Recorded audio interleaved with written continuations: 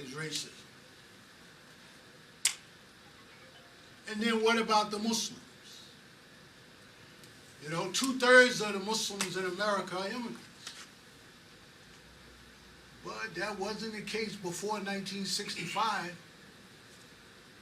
In 1965, the Civil Rights Act of 1965 caused a tremendous change in the immigration laws. And study the history. Muslims started coming to America in the greatest instance of reverse migration, people leaving Muslim countries, coming to America in history. Never happened like that before. But those laws were changed because of the struggle of black people in America for freedom, justice, and equality. And black people were and are the litmus test for freedom, justice, and equality in America.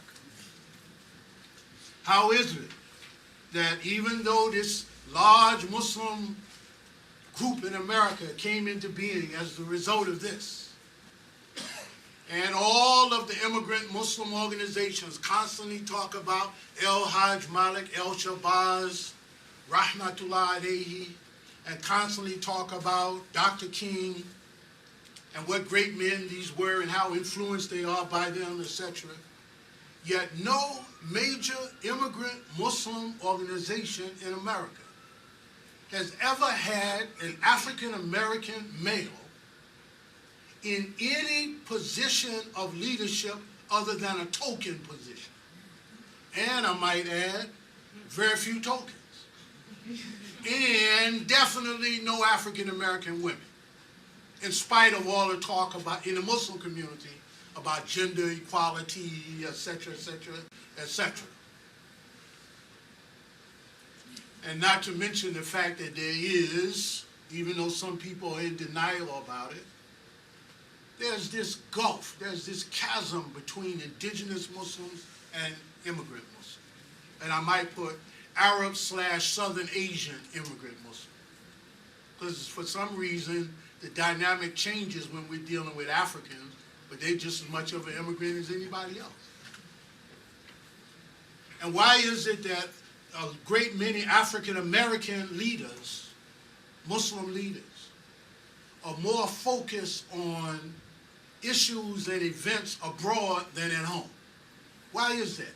How is it that you get African American Muslim leaders walking around in the hood with affected Arabic accents? Especially if they've been overseas studying. How is that? What's going on? Man, racism is a terrible thing. So let me say, I said there's a pervasive ignorance on one hand and a denial that permeates the Muslim community. And it's obscured by ideal Islamic teaching, you know, the teaching, by the rhetoric of what our esteemed scholar, Dr. Abdur Hakeem Jackson, called the false universal. And, you know, and there are identities that then flow from the false universal that Dr. Jackson called. So you have an African American Muslim say, quote, these are quotes, I'm not making them.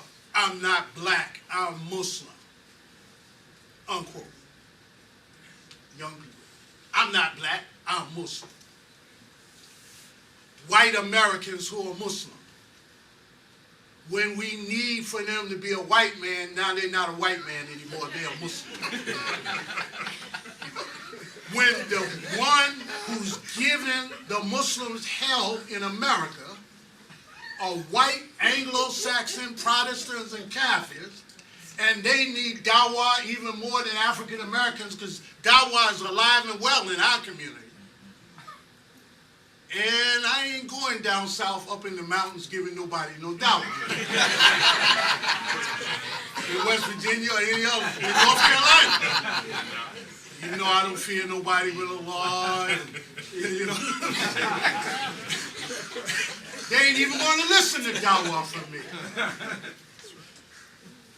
So when we need for you to be a white man who's a Muslim, now you ain't a white man, you just a Muslim. And I'm going to let you in on something, because I come here to talk straight. You know, people say, oh, I love Dr. King, I love Al-Hajj Malik El-Shabazz. Dr. King made a whole lot of people uncomfortable during his time. And they preferred him to Al-Hajj Malik El-Shabazz.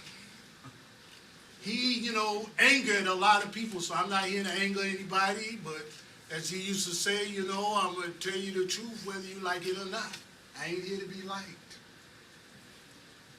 So I see the sister standing up. I'm closing my eyes. Do I have 2 minutes? No, You can give me my 2 minute signal now. So we have those false identities flowing from the false universal. We have conflicting visions and conceptions of destiny that haven't been resolved. We're not even talking about it. And why does this continue to exist? Because we're not doing something that's being done in the Christian and Jewish community. And I can say that, and one other thing, and I'm finished. See, in some pockets of the Christian and Jewish communities, people are getting diversity training. People are having dialogues about differences of race and ethnicity and class. When was the last time you went to a discussion like that in the Muslim community? People are in denial. And my closing comment is this. I wrote down some of the quotes I've heard moving around in the Muslim community.